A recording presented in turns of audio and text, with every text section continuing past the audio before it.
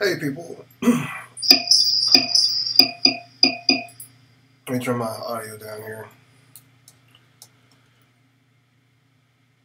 I'm doing something new, so I just wanted to talk to everybody. A couple things. Yeah, so I'm let me know if you can't hear me. Yeah, I'm still here. Holly, I did not leave. I was supposed to leave, but that's a whole another story that I would have to discuss with you over alcohol. So it's Friday, so if you want to meet up the street at the tap room, we can get this on, we can get this popping.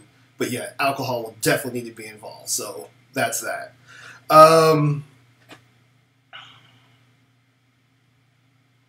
Yeah, I mean, I just wanted to.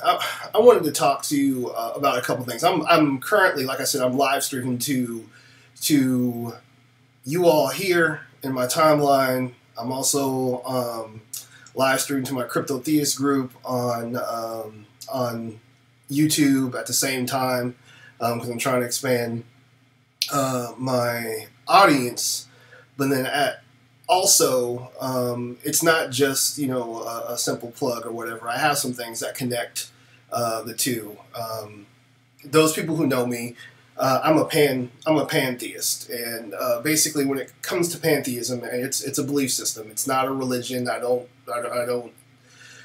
have a church I go to. I don't have a Bible that I read. As a pantheist, pretty much like existence is our Bible. Existence is our church. So I look for connections between things, and that's one of the main reasons why I'm constantly talking and making analogies and comparisons and whatnot. It's part of my belief system, and it helps me to understand and interpret my world, and also helps me to connect with people in a variety of ways. So politics, finance, religion, race, it all coalesces for me. And there are a bunch of different connections that exist between you know, these separate, I guess, like aspects of all of our lives. You know, we have to have money to eat. We have to, you know, find leadership. So we have to vote for people to lead us. We have to subscribe to certain social constructs in order for us to function in this world, whether or not we agree with them or not. So, you know, regardless of what I might want to say or declare myself to be or whatever, I have to deal with the reality. There are individuals who will see me, you know, a very particular way, and I have to adjust to that reality. If I get pulled over by the police, I can't be like, "Excuse me, Mr. Officer, I don't believe in race today, so you're going to treat me just like, you know, anybody else who is not of the designation that's been, you know, killed wantonly in this country." I can't do that. I have to deal with that reality.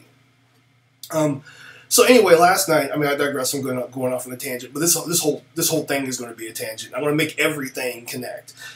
So basically, there's a bunch of stuff going on in this country, and I feel like, you know, there's a lot of discussions that are being had.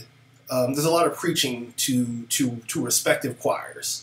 You know, you'll have Democrats who hang out with other Democrats and talk about, you know, how, you know, the Republicans messed everything up. Republicans will hang out with other Republicans, talk about, you know, how the Democrats messed everything up. You know, blacks will talk about the whites or whatever. It's like we have excessive compartmentalization that's taken place in this country, and now it's like the Super Bowl. You know, we have the liberals over here and the Trump supporters over here, and nobody's talking to anybody about anything. And this is beneficial to those who are in power. I mean, this is by design. This is intentional. Case in point, you know, the current investigation of Donald Trump by Robert Mueller, and specifically focusing on this, you know, memo that's supposed to be, you know, released, that Trump just talked about releasing or approved to be released by the Trump loyalists in Congress. It is going to be released because at this point of the game, you know, it's a Hail Mary pass. I've mentioned this before. You know, he's not going to go down without a fight, because, you know, even if Trump took a conciliatory stance and was like, you know what, you got me. I was lying my ass off. I've been kicking it with Russia this whole time. Putin and I, you know, we call each other on a regular basis. You know, he hits me up on Instagram all the time. We're just tight like that. Even if Trump did something like that, we're talking jail time. We're talking, you know, a bunch of individuals who have power and wealth, you know, who would be seeing a lot of time, you know, in prison. And so self-preservation is a human instinct. And so I expect him to lie. I expect him to throw everything he can at the criminal justice system that's persecuting him. That's a given. That's like, you know, I mean, expecting, I mean, a dog's going to bark, a snake is going to bite you. Like, I mean, this is a bird's going to fly. I mean, that's what happens whenever you elect a kleptocrat to office. So I disparage Trump all the time or whatever, but he is such low-hanging fruit in regard to how this world works, how our country works. He's such low-hanging fruit. And I talked about this before the election. I talked about this during the election when I was telling Democrats, you know, Trump's going to win. It's going to happen. When Hillary got the nomination, I was like, yep, it's a wrap. Like, as much as you want her to be elected and bring balance back to the force, there are some factors that you aren't considering here that are going to place us in a position where, you know, Trump is going to be president. And I had a bunch of people, you know, snapping at me and angry at me or whatever, and it was what it was. I mean, you angry at me all day long, but, you know, reality is going to kick in at some point, and it did. And then we wake up and bam, here we are in Trump's America. And the question is, like, where do we go from here? What do we do from here? There's a demographic that supports Trump that I identify with. I labeled this, this video, Trump is in my DNA and why I stopped celebrating Black History Month. That's why I labeled this video. And yeah, you can say it's clickbait or whatever, because Trump is not, he's in my DNA, but not in the way that you might think. I'm not a closet Trump supporter.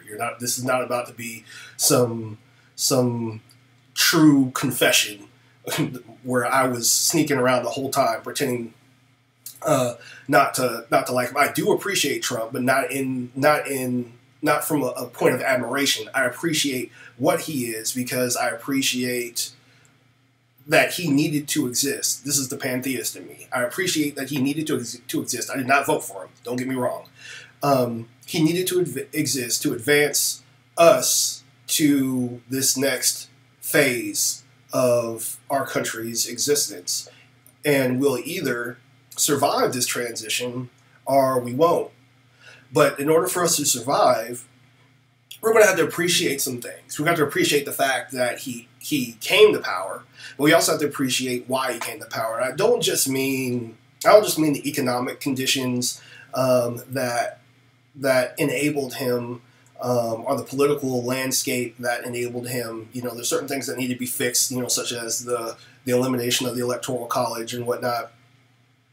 But more importantly, Trump is in my DNA because I'm very familiar with the mindset of the individuals who follow him, because I come from a background. I was raised pretty much in, authoritarianism.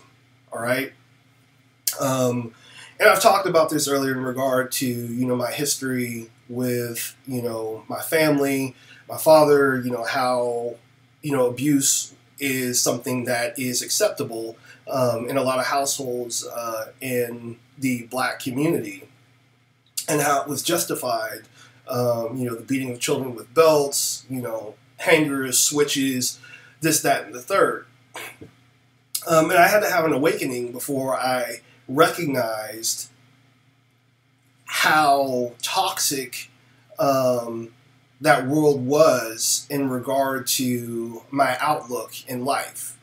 And so, I want to go into a little bit of detail so you can kind of understand the mind of some Trump supporters. I'm not to say all. I'm pretty sure there's some people who follow Trump because of greed, because, they want security or whatever. But I'm willing to wager. I'm not going to pull random numbers out my ass because I hate when people do that. 90% of people, like Coca-Cola. Where'd you get that number from? My ass? I'm not like that. But I'm willing to wager a good majority of individuals who subscribe to this alpha male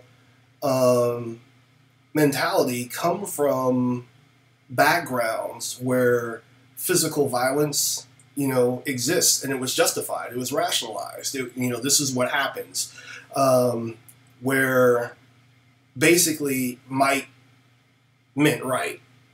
And so if you had a mother or a father, who had that power over you, whether they used it sparingly or they used it excessively, this is what we're talking about when we talk about abuse in families. You understood very quickly that there were very, very violent consequences to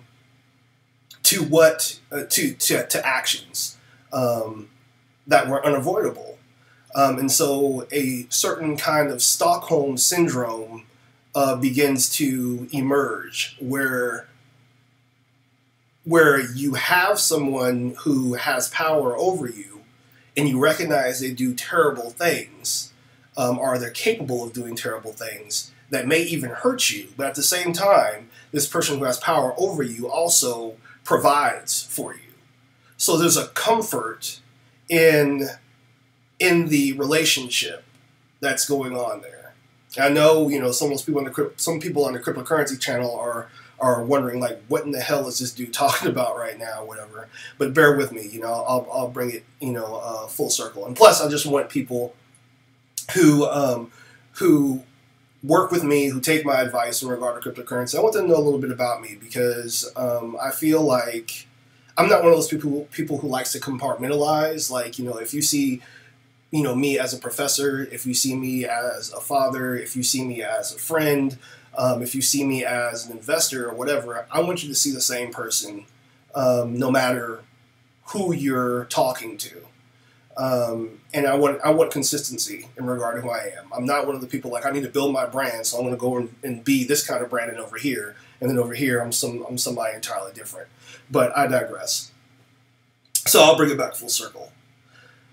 So you become familiar with this authoritarian lifestyle, this household, where you have limited power and other individuals have all the power, and you also look to them for protection and security.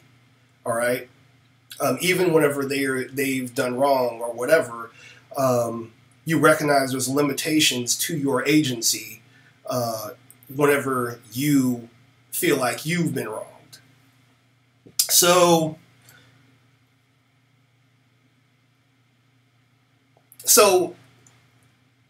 you learn to appreciate the box that you're in. And then also, too, you have to internalize that. You internalize that, and you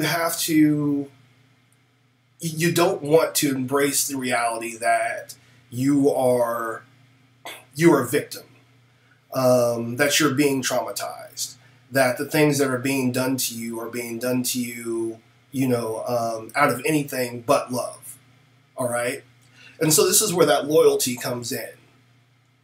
Yeah, my father beat me, but, he bought me a new bicycle. I got some video games. I have a roof over my head. I got food on the table or whatever. But yeah, he does these bad things, but it's okay. Now you're starting to get into the mindset of some of these Trump supporters, because you are taking that mentality, that Stockholm syndrome that they are very familiar with, and you are translating it over into a whole nother world of politics. Yeah, he lies from time to time or whatever, but he's out to take care of me. He's protecting me from everything that's out there. And let me segue a little bit with that in regard to the out there versus the inside. One thing that you'll find in a lot of households where abuse is prominent, and this happened multiple times, whenever I catch a beating, be beat by the belt or whatever. And I say beaten because, one thing too that would happen is, outside in the world, we'll talk about corporal punishment and we'll say, he just got a few swats in the behind, or he got, a spanking, or, I had to, discipline him and use the formal, he had to be disciplined corporally or something like that or whatever. But trust and believe, whenever you are being intimidated by those authority figures, you're being told, don't make me beat your ass. Okay? But back to what I was saying. So when a couple times when I got beat, it was a matter of, okay, right, well, I know this isn't fair because I go to school with kids who don't go through this. All right? Tommy, that I know, in my 4th grade class or whatever, we had this conversation, and he looked at me like I was crazy when I told him what happened whenever I went home and I had bad grades. Then I talked to Rebecca, and she said, no, that doesn't happen to me. That's crazy. And some people just didn't talk at all. Right? And so then you go back to your parents like, no, this is not right. I'm not doing this anymore. This is not fair. This needs to stop. And the response you receive is, well, that's fine. It's my house, my rules. If you don't like it, You can go live elsewhere. You can take your ass to Tommy's house. You can take your ass to Rebecca's house. You know, see if they'll keep you. See if they'll take care of you. And so then you resign yourself to your fate. And you recognize, nah, they're not going to take me. They're not going to take another mouth to feed. This is the propaganda that you're fed. And so you stay there and you recognize that you're trapped until you can get some free agency to get out of this situation. You're going to have to adapt and adjust to whatever is being done. Because if you leave, you won't be protected anymore. Translate over into the Trump mentality. Out there, America's got to be great. America's got to be amazing. It's got to be the best place on earth, the best opportunities. Every place else but America has to be a shithole. There's got to be someplace you would not want to go. Because if you want to go there, if you want to help out in those locations, then you'll leave the protection of this country. Or worse, you'll invite those individuals into this country. And they haven't been groomed like you have. They haven't been taught like you have to appreciate what is done to you financially, what is done to you in the criminal justice system, what is done to you whenever they take your taxes. Either refuse to raise your wages, either refuse to contribute to your health care, your well-being. You don't want to go live in those countries, those socialized countries, because you don't have to raise your taxes so high. That's a shithole country. You want to stay here in America, where you can have your guns, you can praise Jesus, not disrespecting Christianity, but that's what I'm trying to say. That's the religion, that's the default religion of this country, according to those who are in power. And we will protect you from everybody else in these other shithole countries. You'll have your Super Bowl. You'll have your Netflix and chill. Just stay there and continue to allow us to fleece you. And maybe, if you work hard enough, you'll be able to, at some point, be just as rich as some of us who control everything. That's the biggest lie right there. Now, do people get ahead? Yes. I'm not trying to say everybody, there's no opportunity for advancement in this country. But we recognize overwhelmingly when it comes to basically affecting policy, we're extremely limited in what we can do and how we can fight back. And that brings me around to another point. I recognize there's a lot of people who feel hopeless in this country right now, that you're very, very limited in what you can do, so I'm just going to stay in my lane. I'm going to go to my job, I'm going to pay my bills, I'm going to go home, and I'm just going to pray and hope that those who are in power, there's enough good people in power, that they'll be able to basically stave off or hold off those people in power who have ill intent for me. And that worked. That worked for the longest time. All right? But the problem is it was a matter of nuance. All right? I don't know when it happened exactly, but we can say I would wager a good majority of the shift in this country happened in the 80s with Reaganomics. I'm not blaming Ronald Reagan because he had to be elected too. But the acceptance of Reaganomics by the population as a whole, and this orientation, this leaning toward investing more in the individuals at the top with the expectation that those people at the bottom will be taken care of, because somehow those people at the top are just going to be altruistic and take care of us all. Somehow we thought, people thought that. I wasn't voting at the time, but people thought that. And yeah, the illusion, was something to buy into. But then once some of us started to wake up and analyze the fact and saw that trickle down wasn't working, the solution was, well, it's not working, let's put more money into it. Let's just put more. That's the problem. The problem is we are not putting enough money into this screwed up construct. And this is where your dollar comes into play. And here's the Bitcoin connection and the cryptocurrency connection and whatnot. So, back when I was young, you know, my mother used to take us, I mean, we used to go driving with my mother all over the place or whatever. And she put me in charge of pumping the gas. Right? Whenever we would run out of gas. And she would give me, you know, a $5 bill, fill up, you know, give me half a tank, Brandon. Run it in, come back out, pump the gas, $5. Damn, half a tank.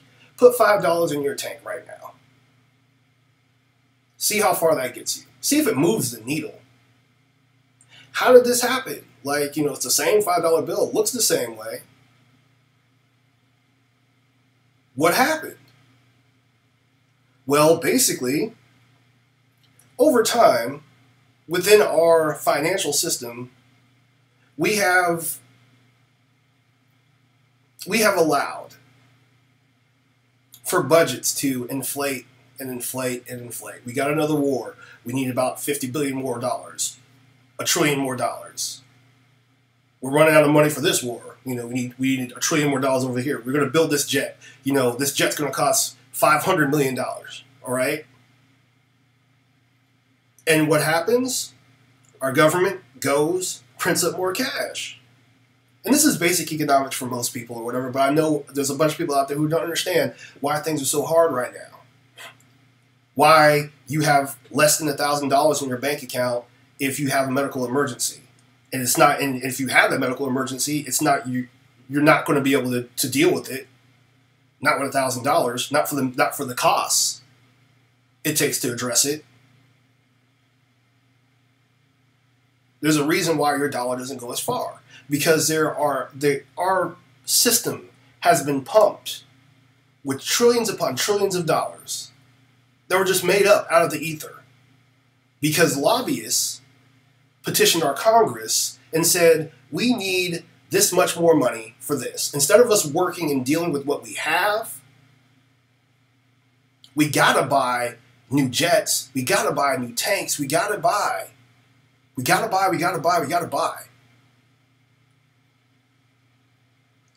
Because that's going to fuel the economy. All right? And so the war profiteers end up having all the money that they need to stage endless wars. It's just printed off over and over and over and over again over the years. All right? And all this money, the price of all of these gadgets and bombs and just this financial waste continues to go up. And everything else follows it. The price of bread goes up. The price of cars goes up. The price of education goes up. My father, whenever he was in college, he was able to take off during the summers. He had work study jobs he used to pay for his tuition, but then also he was able to take off during the summers and go up to New York and work the docks with my uncle. And then use that money when he came back and even have some left over. Use that money to pay for his tuition. That was it. There were no student loans that needed to be taken out. No credit that had to be extended. Pay your flat fee, go to classes, leave. Maybe have some scholarships. That doesn't exist anymore now. And it's not getting better, it's getting worse. And so, by investing in this system, by continuing to participate in this system, and not finding alternative means of increasing your wealth, growing your wealth. Remember when you used to be able to go to the bank and just put some money into savings and know that later on down the line you could take that money out and you would have way more? I remember in grade school, in junior high, we were taught to save. Save, save, save. Put your money in the bank, invest, and you will get your money back, and it will grow. But because of the way the system works right now, you are being robbed in broad daylight. Just like what's going on in your government right now. It's the same mentality. You're being robbed in broad daylight. Because as we print up more and more and more and more money, the value of your dollar becomes less and less. That's what makes this tax plan that just passed so fucked up. Because you're already taxed at the federal level, at the state level, before you even get your paycheck, money has come out. Am I saying taxes are bad? No, taxes are not bad. Taxes are necessary for us to run a society. We need that. We need to pay our police. We need to fix our roads. If I get hurt, I want an ambulance to be able to come and get me. The issue comes when those taxes are not used for those assets. Instead, those taxes are used to enrich, I don't know, people who have resorts that they spend time at more than they do in the White House, where we elected them to be.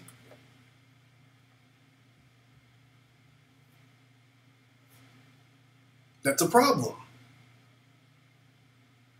But if we have been programmed to accept this as what it is, accept this beating, accept this ass whooping, we are able to look at those people who steal from us and say, you know what, that's just the way it is.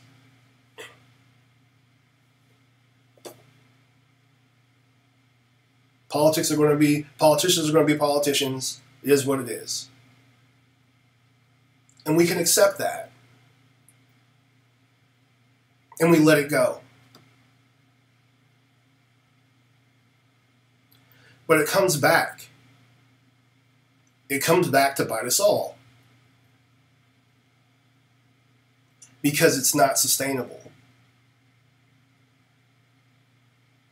One of the benefits of getting into cryptocurrency, it's not about magic money. It's not about putting cash in and thinking, it's just going to, turn into $5 billion if I just, buy, one Bitcoin or whatever. No, it's about creating a separate economy that's outside of the world that's been abusing us, that's been taking advantage of us for so long.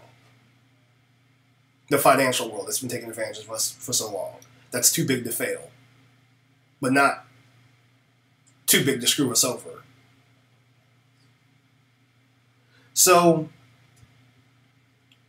what do we do? Well, that's the question a lot of people ask. Like, how do you fight back? How do you compete with that? What do you do?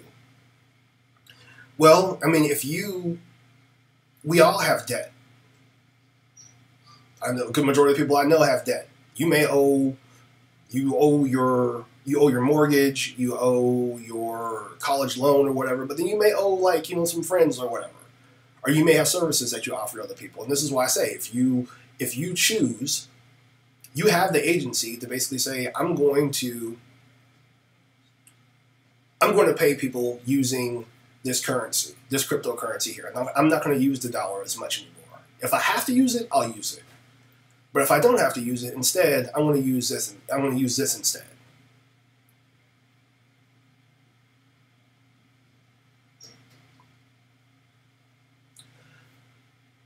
That changes the game. Hold on one second. We froze for a second. Let me see if I can get this.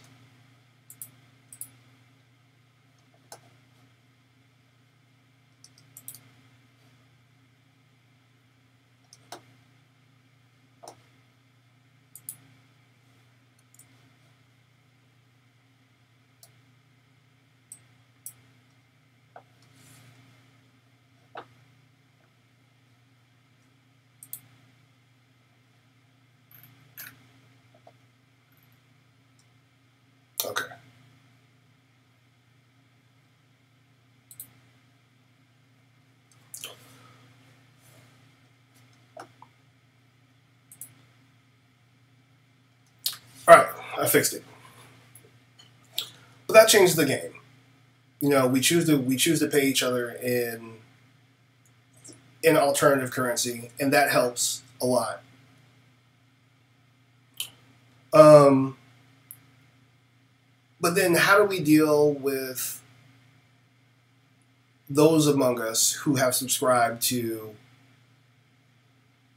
that mentality, who have subscribed to the mentality of the Trump supporter, the authoritarian mentality?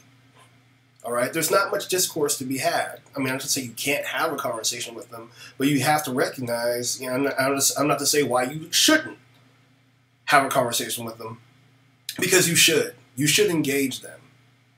All right. I know because, like I said before, in regard to Trump being in my DNA, there is an opportunity for a different perspective. All right? It just takes a protracted conversation about life. And also, you know, after this, if we are able to get out of this whirlwind of chaos and drama that's going on in regard to the authoritarianism that is creeping over our country, there's going to be a point where we have to have this conversation. And it's going to be a wake-up call from the traumatic event that took place, or the traumatic event that's taking place right now in our country. And that's what has to happen. Trauma causes us to look at things a little bit differently. Okay? And I speak from personal experience because I underwent that trauma. Like I said, I grew up in a household where abuse was sanctioned, where it was allowed. And it wasn't like I was getting, you know, beat every single day. Don't get me wrong. But whenever there were offenses that were considered, you know, excessive or disrespectful or whatever, that was an option. Okay? So that normalized that mentality for me. That normalized that activity for me. Violence is an option. Hostility is an option whenever someone is angry at you from an authoritative position, who is a person of authority. Okay? And so I grew up, and at the time I was like, you know, this is messed up. I don't think this is right, but there's no power. I don't have any power to do anything about it. When I get on my own, you know, whatever, I'm not going to do that. And I had children of my own.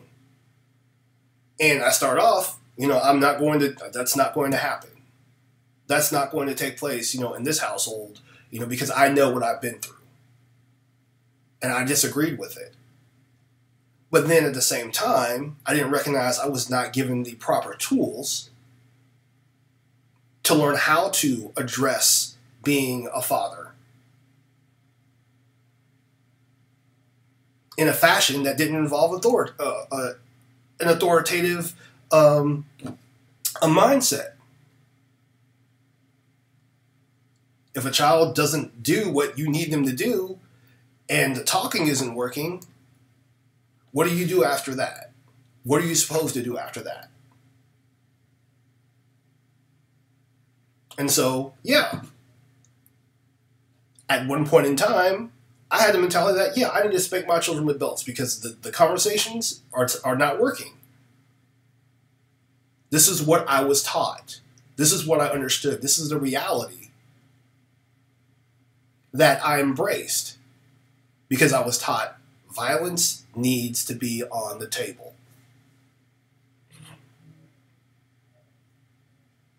Children or no, violence needs to be on the table. Until the day where I was faced with a situation with one of my children, and I had to face the authorities because there was an accusation that, yeah, you know, you've abused this child. But no, you've taught me. I was taught My father taught me this. My mother broke a spoon on my hand. I was taught violence needs to be on the table if excessive force is necessary. If a child is acting excessively, this needs to be on the table. And I was indignant about it. I was upset that I was even being questioned in this manner, because much like my father before me, it was my house. Those are my rules. These are my children. I should be able to do whatever I want to do. There was serious hubris in regard to how I looked at the world, how I looked at being a parent, and how I looked at how I ruled my domain. I was autonomous. I wasn't connected to other individuals. I had the right to do what I needed to do in order for me to discipline my children. And if you talk to advocates for corporal punishment now, you'll find a very, very similar mentality. And like I said, I truly believe a good majority of Trump supporters probably experience the same thing, or even continuing that legacy right now. And when I went and I talked to my father about it, his response was, "It's no big deal. It is what it is. You'll be fine." But then I go to court and I'm abandoned and found guilty.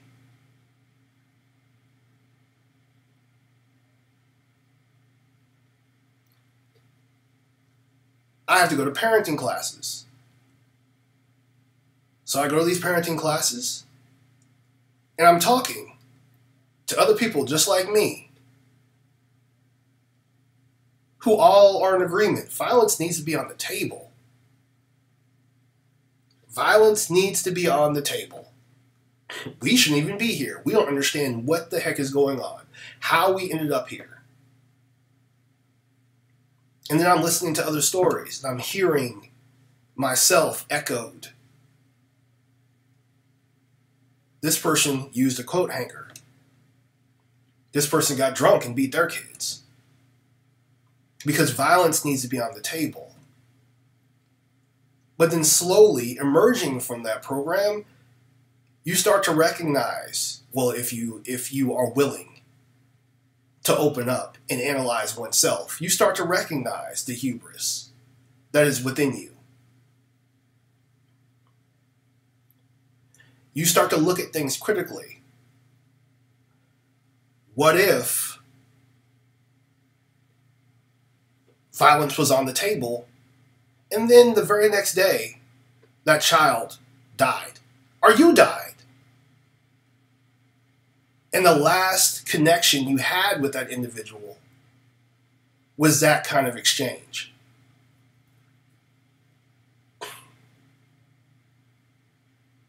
This is what a good majority of Trump supporters I've encountered fail to recognize. There is a gross assumption that tomorrow is guaranteed and promised. That things will change and can change for the better. That things can be fixed, that we can walk things back, or even retreat to a simpler time where atrocities were acceptable, where hurting people was acceptable, where empathy wasn't necessary.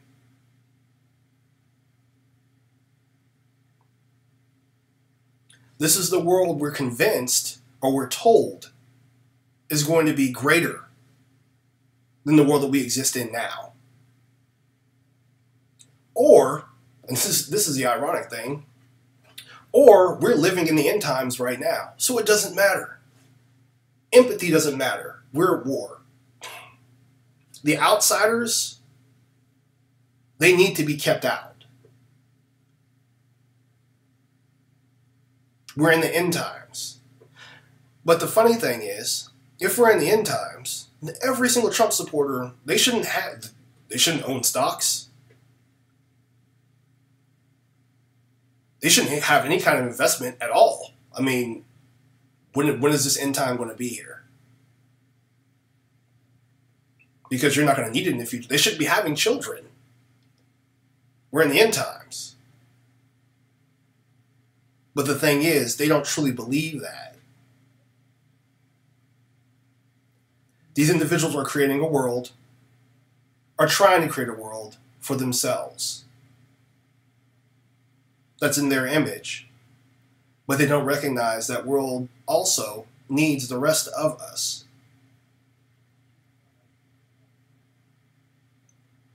There's a time coming, because like I said, there's a Hail Mary pass that's been thrown. Currently, right now, we're praying that we'll make it until November. And we're hoping that steps will be taken to protect us until then, or, that an investigation will take place, or will conclude, and Trump will be found guilty. But then, at the same time, when that happens, if that happens, if we don't have individuals in power who are willing to see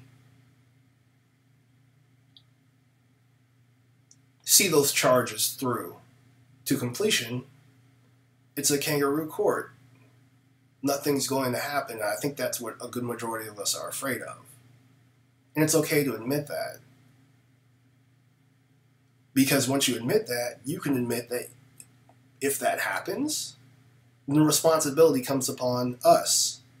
Those of us in law enforcement, those of us in the military, those of us who are school teachers and educators, those of us who work construction, those of us who recognize that empathy is necessary, will have to stand up and not just, make a Facebook post. We're going to have to actually take action. Am I talking about going to war against the government? No, I'm not talking about that.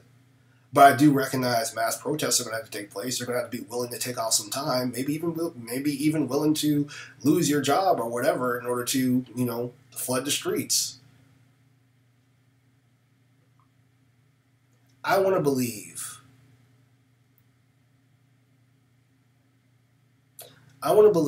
that we as human beings default toward empathy.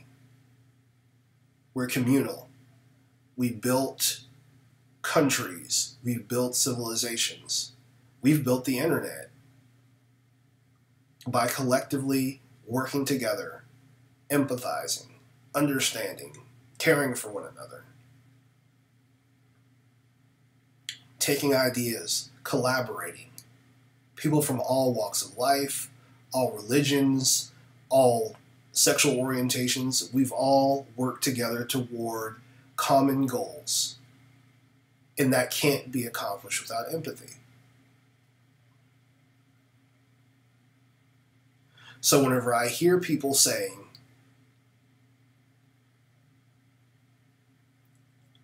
why should we care?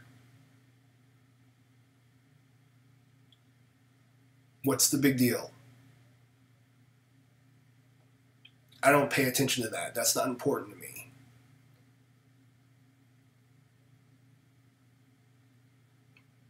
When I hear that, that's not who we are. That's not what we are.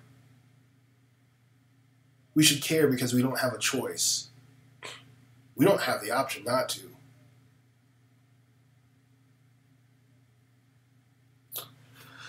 Wake up.